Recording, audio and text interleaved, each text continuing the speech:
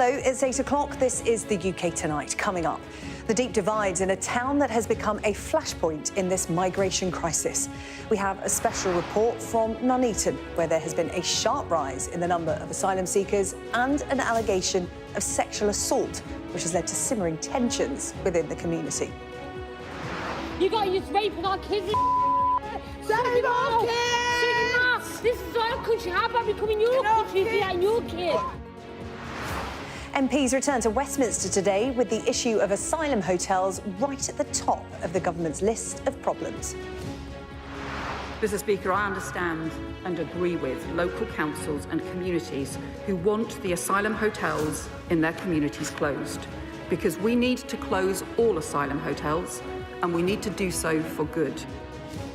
Also ahead, calls for a crackdown on antisocial behaviour from the family of Bim Coley. 80-year-old Bim was fatally injured when he was attacked by two teenagers just metres from his home 1 year ago tonight. His daughter Susan has told me that if police had been tougher on antisocial behaviour in their community, he might not have died. Plus, a new book on the royal family reveals Queen Camilla, a campaigner against violence against women, once used a shoe to fight off a man who tried to sexually assault her as a teenager. And the football saga of the summer could finally be coming to an end. Alexander Isak set for a British record transfer from Newcastle to Liverpool. Rob Harris will be here with all the big moves on deadline day. All that to come and much more on the UK Tonight.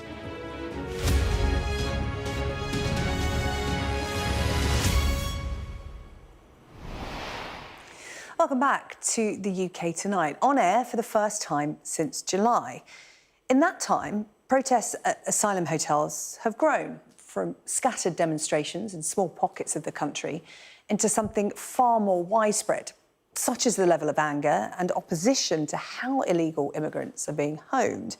The issue was always going to be front and centre as MPs return to Westminster today. We'll get more on that shortly. But first, I want to take you to Nuneaton, a community facing anti-migrant unrest after two men, reported to be Afghan asylum seekers, were accused of sexually assaulting a 12-year-old girl. Unlike towns where hotels are used to house migrants, in Nuneaton, they live in residential homes, side by side with the rest of the community. Well, that's led to rising tensions and, as we witnessed, some angry confrontations on the streets. Our Midlands correspondent, Shamaan Freeman-Powell, has this special report. Here in Nuneaton, tensions around immigration are running high. Hey, go on. The camera's rolling. I don't care. Just relax. They're markets. Just relax. That's the issue we have using in our country. I'm used to this conflict. No, but that's my no one should be used to that. No. This is just one small market town that's been thrust into the national spotlight as immigration becomes the flashpoint for public protests. Here, asylum seekers aren't living in hotels, but amongst the community. And I've spoken to some of them, living right next door to locals. I had to come here illegally. I had to. I had no other choice. And I've spoken to a former asylum seeker who is now asking the Home Office to deport him. The country is not safe, but my country now, I'm safe. I want to go back. And I've asked locals how they feel about the situation in their town, trying to get to the root cause of the tensions. Were you born in England? I was born in England, yeah. So whilst the asylum seekers' housing issue sparks fierce debate in the UK, we are here to ask an important question. How is a small town like Nuneaton adjusting to a new reality?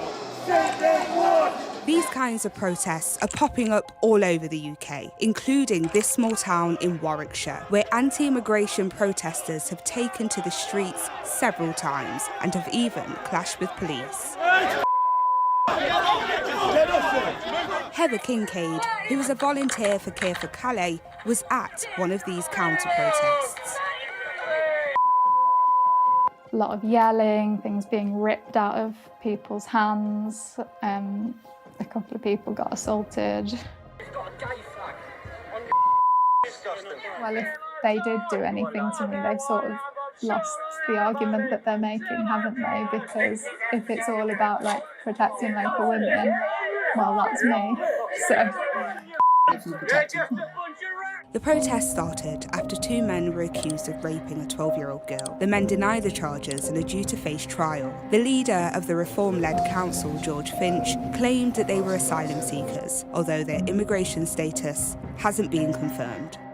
We do not need to be smashing up police, wasting time and hurting them. That's disorder, that's what happened in Epping, and that's a riot. And in Nuneaton, it was a peaceful protest.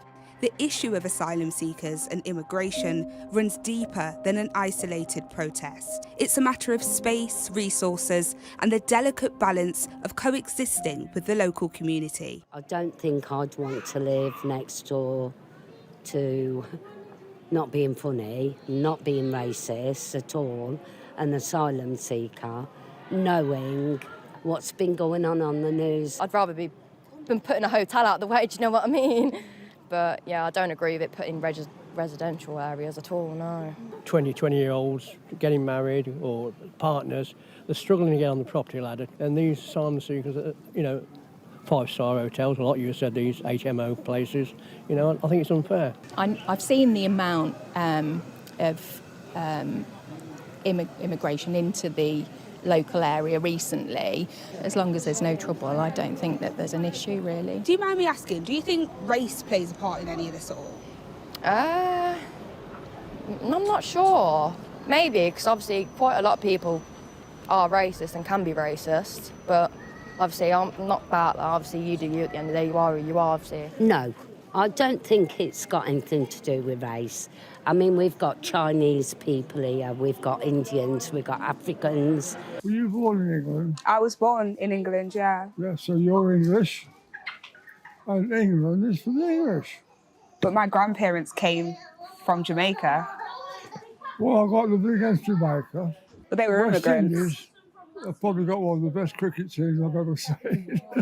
It was during an interview with Shamaan, a local businessman, that things took a turn. And how old are you? 32. 32. Yeah. What do you think?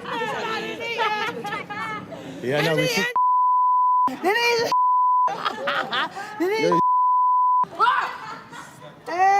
Can you not see we talking? No, because you're going on about your religion and Christians, the true life, the way and the truth, mate.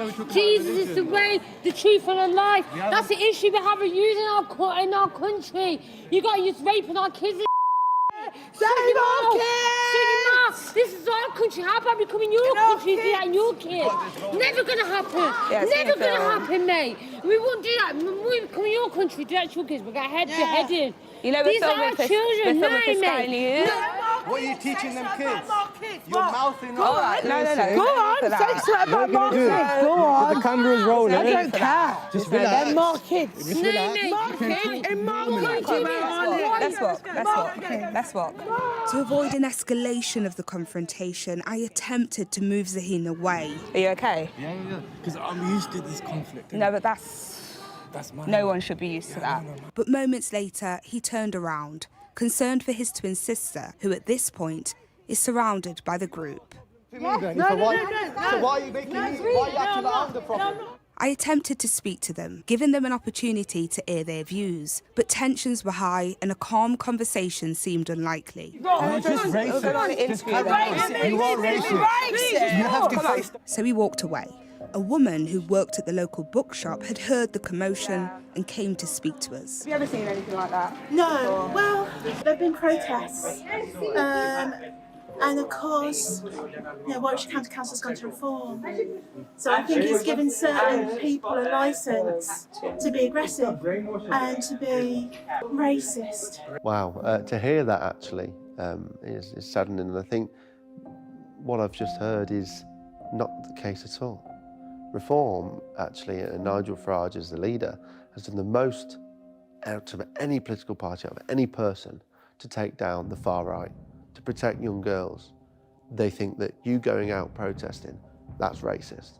And that's the world going mad. As more anti-immigration protests pop up across Britain, councils like Epping have taken legal steps to block asylum seekers being housed in hotels. But if asylum seekers aren't housed in hotels, they may be housed next door like here in Nuneaton. We've just been invited into a house where asylum seekers live. This used to be a 3-bed house on a terrace road. It's now a house that sleeps 8 people. As soon as you walk into the kitchen, there are so many signs saying keep the area clear, reminding people to empty the bins. The kitchen area is the main communal area. This is where 8 men will sit to have their breakfast, lunch and dinner. I spoke to one of the residents here, Javed. We're not using his real name as he asked to stay anonymous. So Javed does not want to be on camera, but he has agreed to show us his room.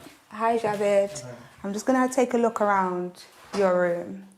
So this is the space that Javed currently lives in. He's behind the door, as I said. He doesn't want to go on camera, but you can see there's not much in it. It is spacious. There's a single bed. Javed told me earlier as well that he does Bible studies. I can see he has his Bible and his Bible studies notes here. He's from Iran and could only speak Farsi. We used a translation app to speak to him and then had a translator review what he told us. Tell me why you left Iran.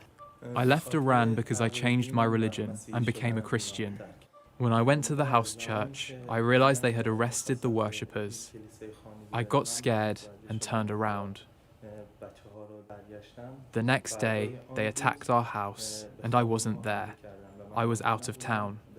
Did you come here on a small boat? And if so, what was that journey like? I didn't know how to swim, and I was very scared. But they forced me to get on the boat. I had to come here illegally. I had to. I had no other choice. Asylum seekers here can't work, they can't study, and they wait often for months and sometimes years for their claims to be processed. And in the meantime, they live among us. This man has now been living in Nuneaton for 4 months. We are mostly at home and only go out to go to the shop. I would like to return to my normal life and be able to work, study and improve on my English. So why are asylum seekers here in Nuneaton living in residential properties, and how did we get to this point? A few years ago, asylum seekers in Nuneaton were few and far between, in single digits.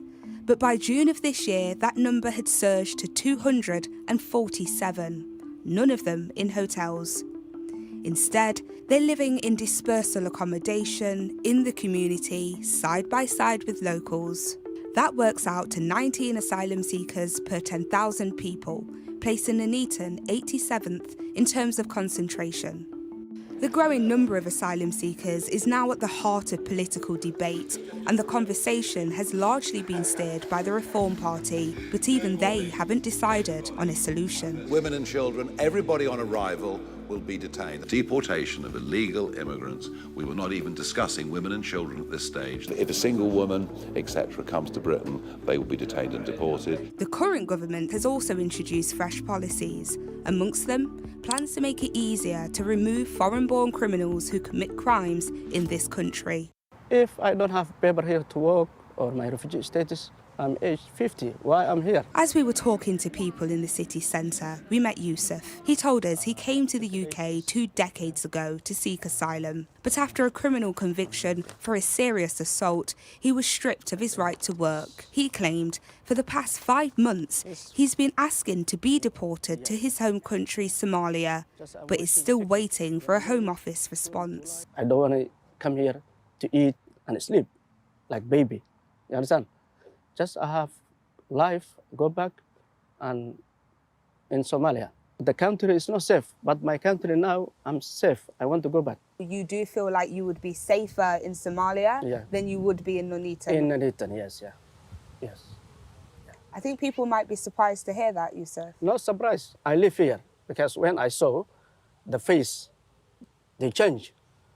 Yeah, they change the face. When they saw you, they change. They cannot talk.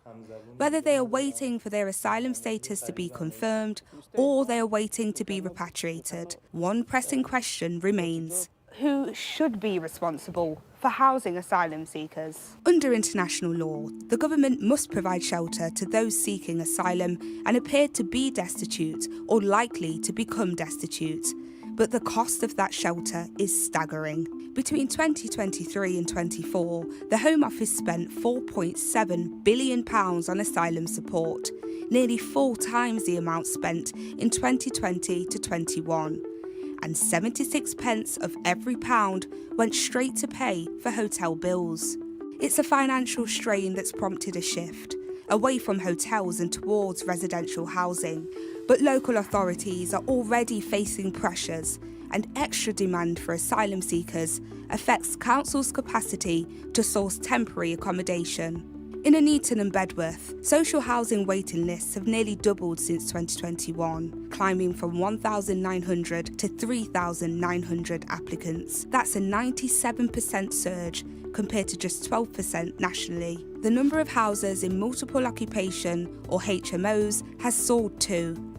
In 2019 to 2020, there were 114. By 2023 to 24, that number had grown to 194. It's data that paints a picture of pressure, of change, of a town adjusting to a new reality. People tend to have a very wrong perception of the numbers, and this is partly because the whole issue has become so politicised. We can accommodate these people, and again, one of the ways that I think would really help to combat that perception that people have is by allowing people to work and allowing them to contribute to their communities. They try to ignore us. To my left, you can see there is a protest currently taking place. It's the third protest now in 3 weeks.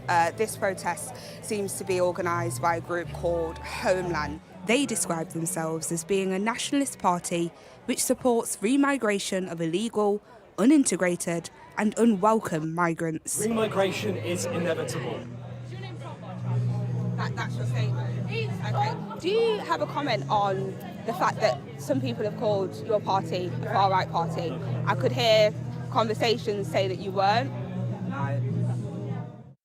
There is lots of anger in this country about people coming here on small boats and illegal crossings.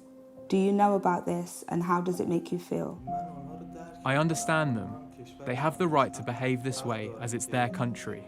If they want to protest, by all means protest, but there has to be a solution, and I think that solution comes through dialogue, not ranting off, swearing at each other. There's something in the air that's given a racist element real permission to be horrible. I'd like a little bit more compassion and solidarity, and I think the only way we're going to do that is being a community again. In a statement, a spokesperson for the Home Office told Sky News, "This government inherited an asylum system in chaos. We have taken urgent action to fix the system, more than doubling asylum decisions and cutting the backlog by 41%. And the cost of asylum hotels was reduced by almost £1 billion in 2024 to 25. In regards to Yusuf's case, the government told Sky News it cannot comment on individual cases, but it always seeks to ensure the removal of those who have committed serious crimes in our country, whether that's through enforced deportations or voluntary returns. After the incident in the town centre, Zaheen decided not to press charges. We have to feel accepted in it, included, be part of it. Oh, Shamaan's here with me in the studio now. Shamaan, this is a really complicated and controversial issue that only seems to be getting bigger. You condensed a week in Nuneaton into 15 minutes for us. Perhaps you can explain to us what it was like to explore this issue through the eyes of the community there, because everyone you interviewed, you had covered so many different angles and stories. Everyone seemed on edge. And I think that is a perfect way to describe how it felt in Nuneaton. It felt very tense. It was actually difficult to speak to someone that had neutral views. It felt as though most of the people that I'd spoken to during my week in Nuneaton had very strong views, whether they were for having asylum seekers coming to a town like Nuneaton, perhaps pointing out that actually in the grand scheme of things, 247 asylum seekers in a town of 88,000 is not a huge figure, and were quite angry and frustrated by the conversations that were being had. And then on the flip side, you had protesters that I spoke to that actually didn't really want to have conversations with me, especially at the protest. They believe that they are being named or labelled far right or racist by expressing their views and opinions. So, yeah, I think tense is probably the word that I would use. And what marks Nuneaton as different to a lot of the cities where the protests have been happening that we've been sort of reporting on here on Sky News is it's not about asylum seekers in hotels. They actually live in amongst the community. But what struck me about your report is that they're really othered. As we saw, you going into that house, which is, access you don't really get. Understandably, the asylum seekers don't want you in that space because of the kind of reception they receive. What did we learn from that experience, you going in there and talking to those who, as I said, live in that community but are not part of it, far from it, even though they live side by side? Absolutely. These are conversations that are often had from outside, aren't they? Whether it's outside the neighbourhoods, in politics, or whether or not it's in the streets, speaking to people that may never have actually met an asylum seeker. I think what was quite interesting about sitting down and speaking with Javid was the fact that he hadn't really left the house much in months. He'd been in Nuneaton for 4 months. He told me he only really left the house to go to the shops because he was well aware of the tensions in Nuneaton. I think the reality as well of the conditions that many asylum seekers are living in, there's this idea, especially when it comes to the hotels, that many of them are living in 5-star hotels with luxury dinners and maybe, access to outside services and so on. And I think walking in that HMO, house of multiple occupancy. A few years ago, SJ, that was a 3-bed terrace house. Now it sleeps 8 men, grown adults, that have to share a kitchen and share 2 bathrooms. It was very clean, it was somewhat spacious, but at one point during my interview, the kitchen was filled with around 3 men, and alongside myself and my camera operator, it felt very crowded. And I think getting into the HMO for me gave me a really good sort of sense of the reality, really, of the conditions that many live in. Shamaan, thank you. Shamaan Freeman-Powell with that special report there. Much more on our website, skynews.com. Shamaan's always also written about her experience in Nuneaton for our website. Shamaan, thank you so much. From the people to the politics of this matter, the migration crisis always going to be top of the government's list of problems as MPs return to work, return to Westminster today. In the Commons, the Home Secretary, Yvette Cooper, set out the government's plans to improve border security and reform the asylum appeal system. The Home Secretary insisted she is committed to shutting down the hotels that have been proving so divisive. Mr. Speaker, I understand and agree with local councils and communities who want the asylum hotels in their communities closed, because we need to close all asylum hotels, and we need to do so for good. But that must be done in a controlled and orderly manner, and not through a return to the previous government's chaos that led to the opening of hotels in the first place. Well, let's join our political correspondent Sarina Barker-Singh now to get the reaction from events today in Westminster. This was the first official response from the Home Secretary after the summer recess. Of course, a lot has been happening in that time with the protests we've seen up and down the country outside asylum hotels. And this was the Home Secretary's chance to sort of answer public opinion and the critics about the government's response. What do you think we got?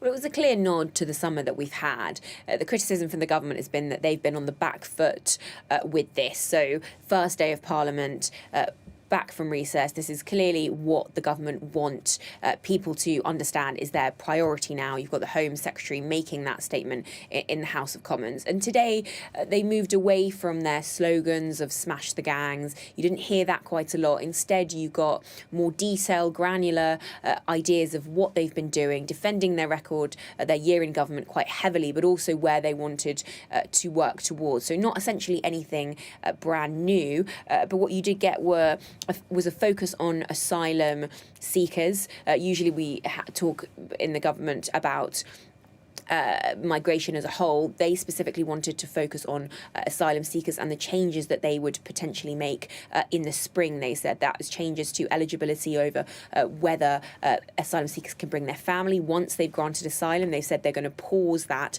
until they've worked out the details, but also change the eligibility criteria for English language requirements. So all of that to come. They also defended their rates of decisions. They're saying they're processing asylum claims much quicker. They've said they've had 35,000 people removed already. They said there's been a 28% increase in returns. But a feeling of where we are, really, that they had to come out the first day back and really defend themselves, shows where other political parties are maybe cutting through. Now, the Conservatives took this with some scepticism. This was Chris Philp, the Shadow Home Secretary, earlier in the Commons.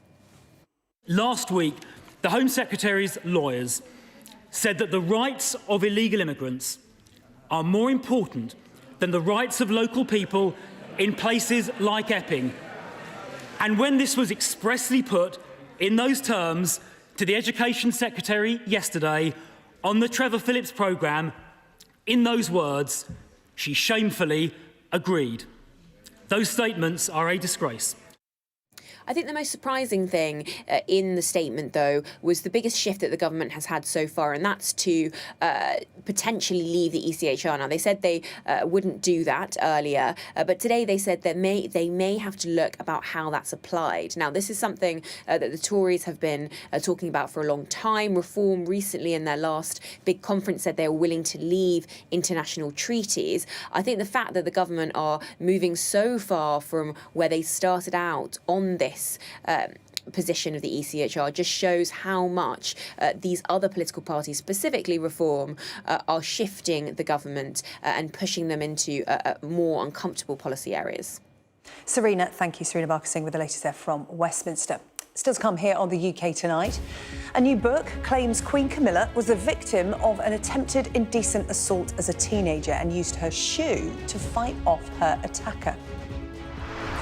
The daughter of a man killed by teenagers in a park last year says if police had acted sooner on their reports of antisocial behaviour in the area, he might still be here.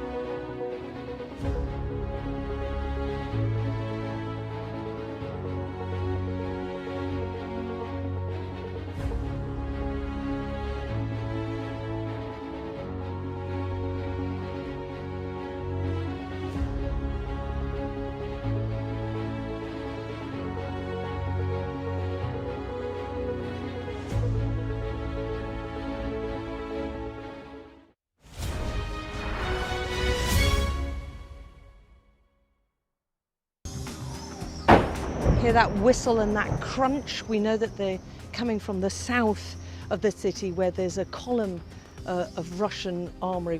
I'm Alex Crawford and I'm Sky's special correspondent based in Istanbul. Look at that flames, and that has happened within minutes, and now it's coming from both sides, and it's moving this way.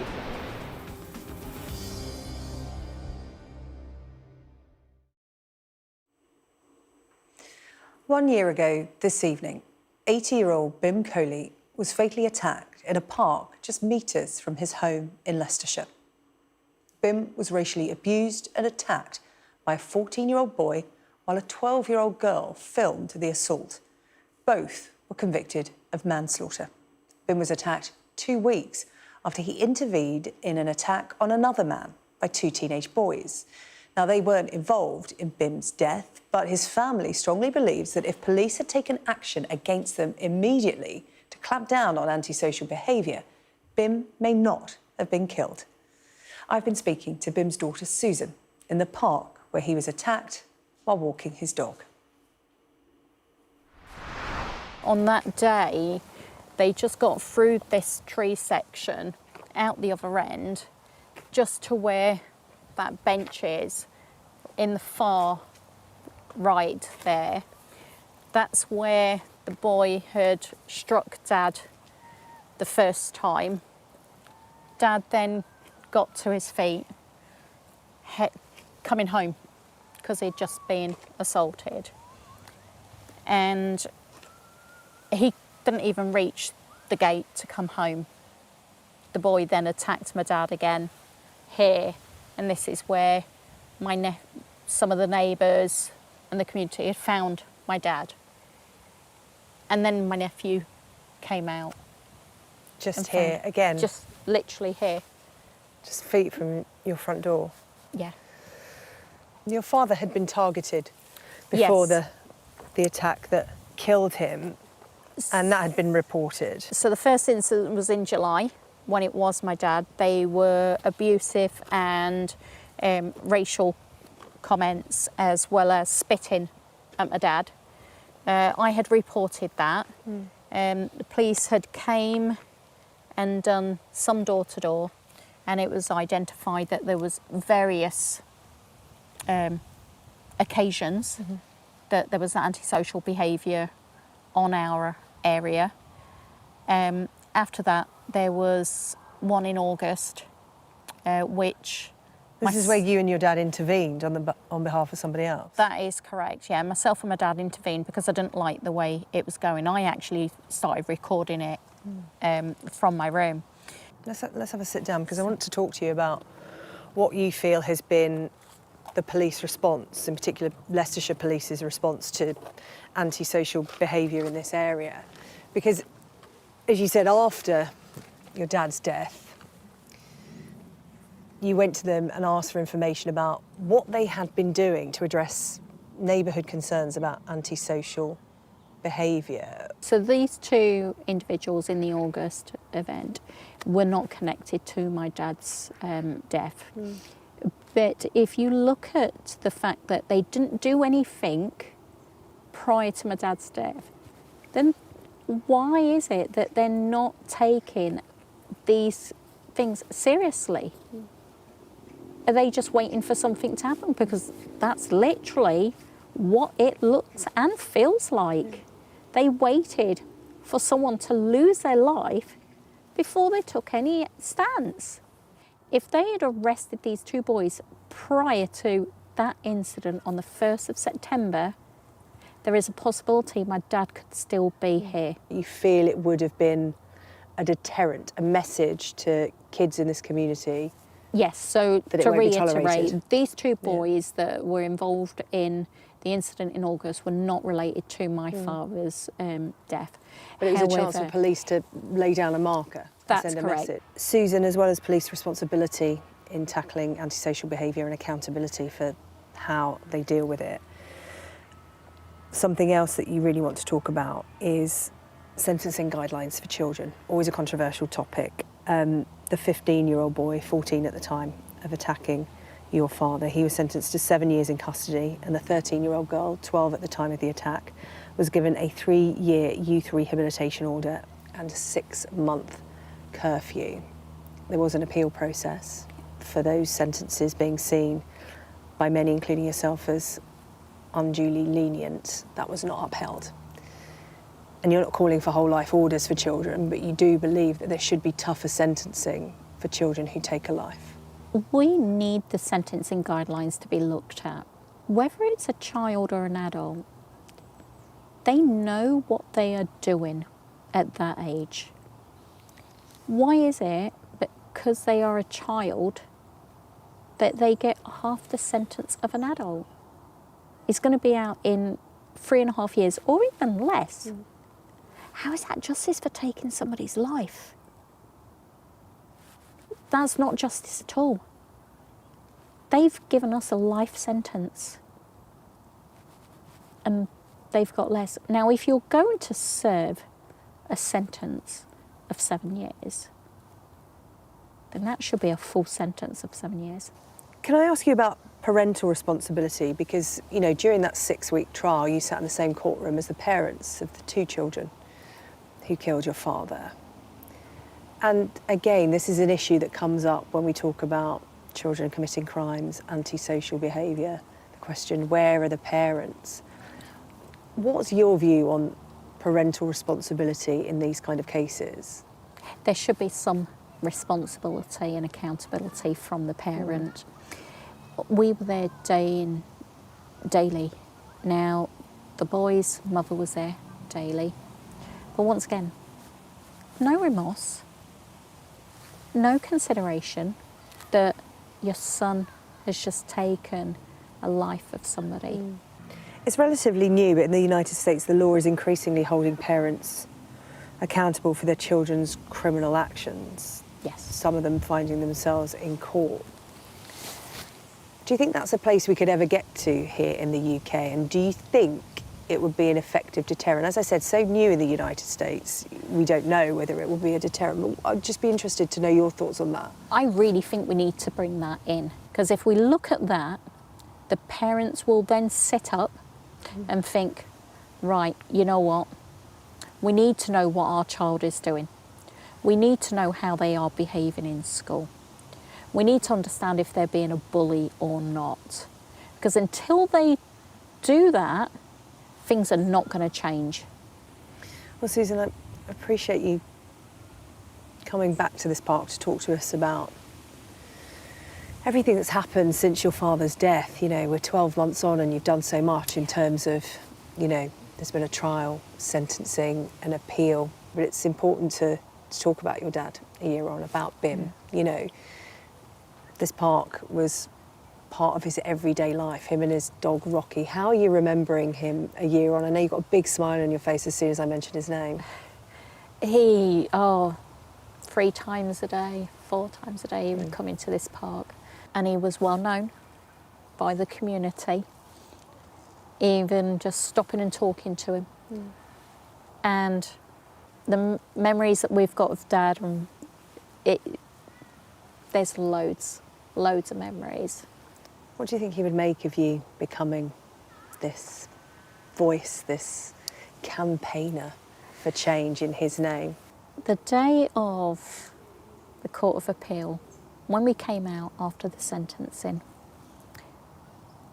the clouds was very dark. And whilst I was standing outside, there was some thundering. I was very lucky that he actually waited until I got back into my car before the skies opened, and it chucked it down with rain. And I just feel that as a sign, thinking, yeah, okay, he's not happy. And I'm hoping that he's looking down thinking, right, yeah, you go, girl. Little sign for you to carry on to channel some of that thunder and... Yeah, thunder and that fight to continue to get the right outcome for the future, because we need to stop this.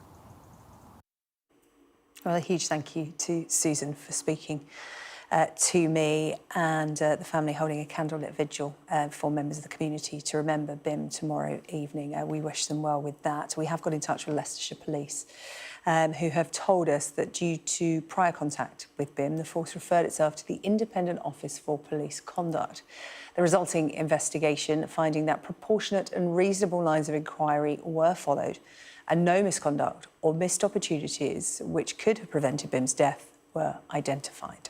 Chief Superintendent Jonathan Starbuck said this: "We know that antisocial behaviour has a huge impact on people's lives. Preventing and addressing incidents and community concerns is of the utmost importance to our force in order to ensure the safety of our residents. This is something we continue to work on, address and to make ongoing improvements wherever we can. Through our own local investigation, following direction by the IOPC, we also identified organisational learning in relation to improving our system of logging and tagging antisocial behaviour incidents." Meanwhile, an IOPC spokesperson said, "We agreed with Leicestershire Police's finding that police officers did proactively investigate matters reported to them, and there was nothing to indicate any officers or police staff committed a criminal offence or behaved in a manner justifying disciplinary proceedings."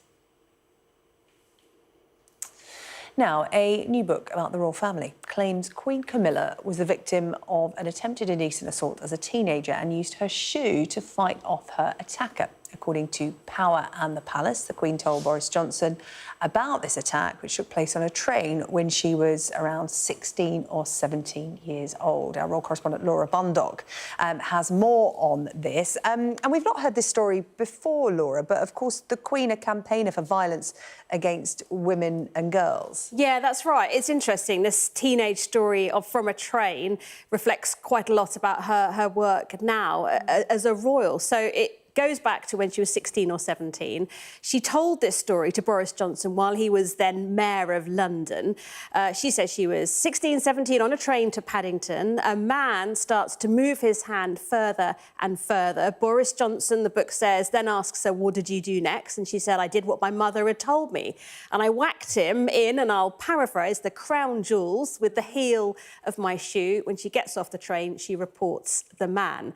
Now, it isn't something she's ever herself publicly retold, but it certainly touches a cause that she's personally prioritised over the year and long championed. Her work against and trying to end domestic violence, sexual abuse, is really the cornerstone, I think, of her royal duties. I was just thinking today, when she became Queen nearly 3 years ago now, her first solo public engagement was to a hospital where she was championing the work carried out by a charity called Safe Lives. She's patron of this charity. And a lot's been said today about, look, it was this encounter on the train that inspired her work. It wasn't actually. It was when she met the woman, Diana Parks, who founded this charity, Safe Lives, who told her about the horrendous loss of her daughter who was murdered. That's what set her on this journey. That's what just made her decide she wanted to start work on this. We caught up with Diana Parks today and asked her what she made of the story we've been hearing. I think Camilla telling her story will lift the taboo about domestic abuse. She always says she wants to shed the secrecy about domestic abuse. Everyone should remember that in 2010, when my daughter was killed, the domestic abuse wasn't a crime. It was just another domestic. I want people to bear in mind that just another domestic can lead to murder, as in our case. And this really is a royal role that means a lot, I think, to Camilla. You see on every overseas tour, she will make an effort to go and visit local projects. She's made several really powerful speeches about this. There's been no comment on this from Buckingham Palace, but the details critically haven't been disputed. And speaking a little earlier to the author of the book, Valentine Lowe, I think he seemed to suggest there was a real reason why she hadn't said anything about it up until this point. The reason why Camilla didn't share it publicly is because she thought it would kind of belittle the experiences of those who she campaigns on behalf of, all the victims of sexual violence and domestic abuse. And she didn't want to sort of trivialise their experiences. So she decided, I think probably quite rightly, not to share it. But she now feels quite pragmatic about it and thinks that if this story is made public and people realise that there's no shame or stigma to being a victim of these experiences, it perhaps might make it easier for other people, other women and girls, to talk about it. And I think definitely the Queen has broken taboos with this being such a big part of her royal portfolio. It was a topic that for so many years just wasn't talked about, was it? And I think what we're seeing today with the train story is that she is always trying to help end that silence. Laura, thank you. Laura Bundock with the latest on that story today. Still to come on the programme, the summer's transfer saga finally coming to an end. Alexander Isak's British record move to Liverpool is set to be completed.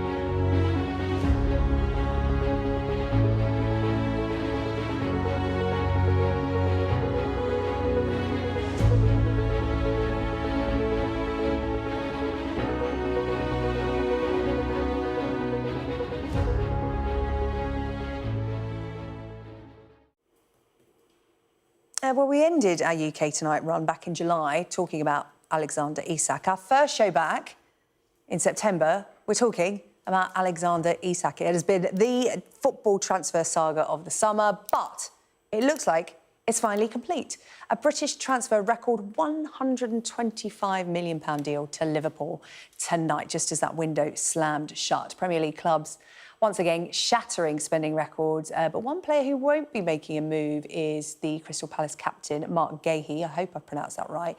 His move, which was also to Liverpool, appears to have fallen at the final hurdle. I should know how to pronounce his name because I watched him score a rather spectacular goal at the weekend. Our sports correspondent, Rob, is here with more. Right, let's talk about Liverpool spending all this cash, taking all the players.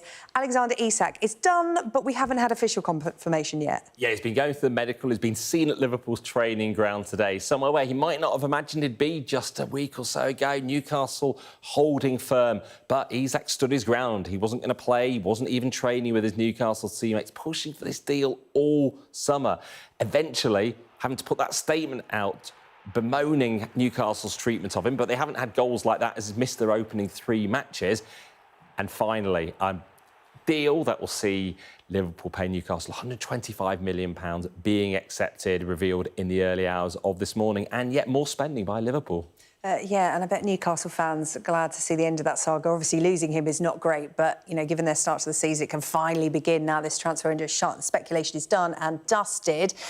Any other business on the final day of the transfer window? I mean, the window's shut, what, an hour and 48 minutes ago. What else did we see moving in those final hours? Well, we're still waiting for some of these deals to be announced. Donnarumma, the goalkeeper, was at Paris Saint-Germain, set to join Manchester City. It looks like Edison is on the way out. Yep. Manchester City needing reinforcements, losing 2 of their opening 3 matches of the season so far.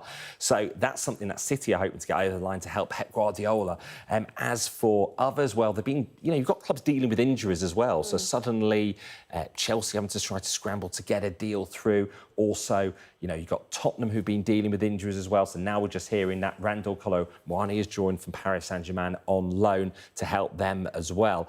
But it's all been about the money. Liverpool spending £450 million. They're not used to splashing the cash like this, the ownership, but they're really building from a position of strength in terms of winning the title last season. Obviously, it has been a traumatic summer as well with Diogo Jota dying. So quite a summer for Liverpool. Yeah, spending big because, of course, the big ambition is to be champions once again.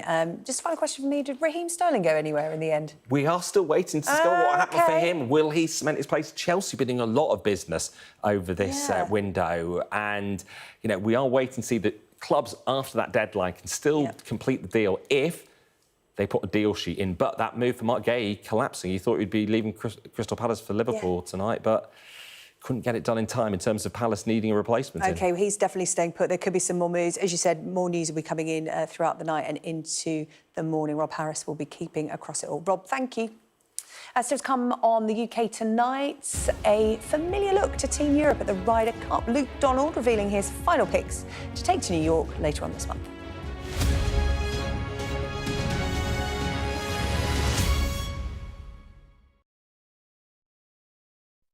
Sky News has been given exclusive data showing every Palestinian who has been killed in Gaza since the war began. Our analysis of this pattern in the killings suggests that entire families were wiped out in their homes or shelters.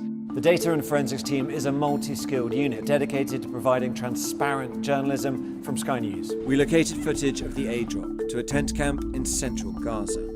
These airdrops are falling in extremely populated areas. We combine traditional reporting with advanced analysis of satellite imagery, social media, and other open source information. And this is just one of the strikes and incidents we've been able to geolocate across Gaza. Sky News has found Nazi speeches and marching music have been used as background sound on tens of thousands of TikTok videos as far-right groups try and spread their message. Sky News has seen 72,000 posts used in this way. There's no evidence yet of foul play at Heathrow, but shows weaknesses that enemies could take advantage of. Elon Musk says it is, quote, a viper's nest of radical left Marxists who hate America. Supporters say it saves lives and projects American power and influence. I think we would generally be called far right, sure. It's called Return to the Land, and they invited me in. A lot of people are going to be, why are you making Nazi references? Right. Well, why wouldn't I? Its founder says he is building a fortress for the white race. It's a racial association. I kind of want to ask you, after seeing this, do you think what we're doing is immoral? We followed a social media trail that led us to Bristol, where a confrontation between protesters erupted into a full-scale riot. Here it really is pitched battle skirmishes, hurling missiles, throwing punches. I'm Tom Cheshire, Sky's data and forensics correspondent.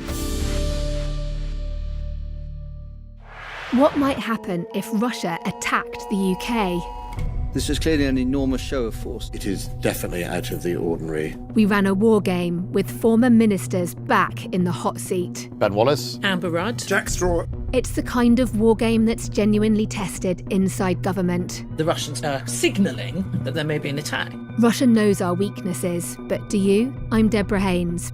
From Sky News and Tortoise, this is The War Game. Listen wherever you get your podcasts. Hello, welcome back. Time now for a sports update with Vicky Gomersall. Staying connected is vital for business. Sky Business sponsors this report.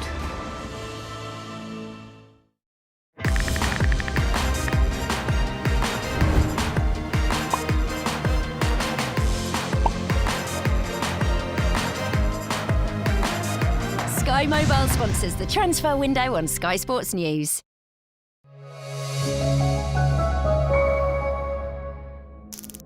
Right.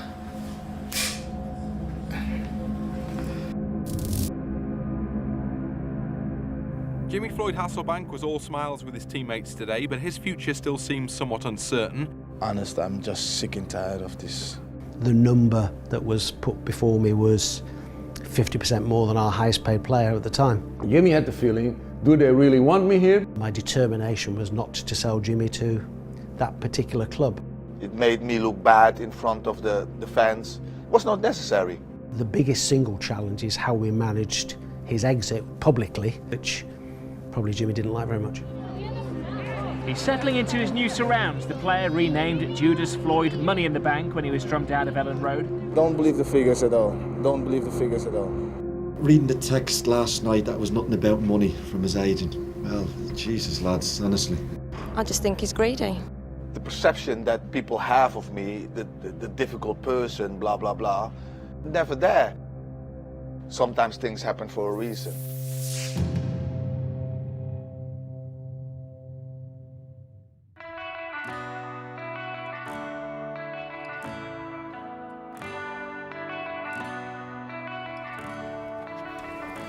Another day, another summer signing. The delightfully named Gerald Floyd Hasselbank from Boa Vista. Jimmy to his pals. Have you heard about people like Billy Bremner and Norman Hunter and things like that? No. You never heard of them? No. You'll find out about them. Yeah, I will find out, but I never heard of them, no. They tell me you put Jimmy. They call you Jimmy and that's it, is that right? Yes, they call me Jimmy in Portugal and that's it. I think in the beginning of the season I'm gonna learn about the English football. But I want to make the best of it and score so much goals as possible. Well, he finished second top goal scorer in Portugal, so he looks as if he's a finisher, which we were lacking goals last season. We'd been out to look at Bruno Ribeiro. We signed Bruno Ribeiro and Jimmy Floyd Hasselbank. It was £2 million and he was an unknown. And you think to yourself, is that money well spent? Nobody had heard of him.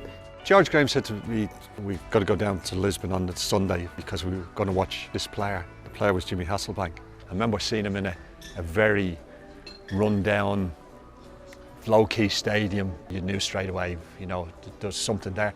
And I remember looking at the back of a bus. I was looking and going, who are them two? Because it said the new tagline for, as I said, the men in white. And they said, who are they? And I remember looking. Sky Business sponsors this report. Let's have a quick look at the weather before we go. It's going to be rather unsettled this week. Blustery showers or more prolonged heavy rain, but it's looking drier for Friday. There'll be widespread, locally heavy and blustery showers this evening. Southern and eastern parts will be mainly dry inland. It'll stay mainly dry, clear and cool overnight. And that's all from the UK tonight. We'll be back tomorrow night at 8 o'clock. Up next, it's The World with Yalda.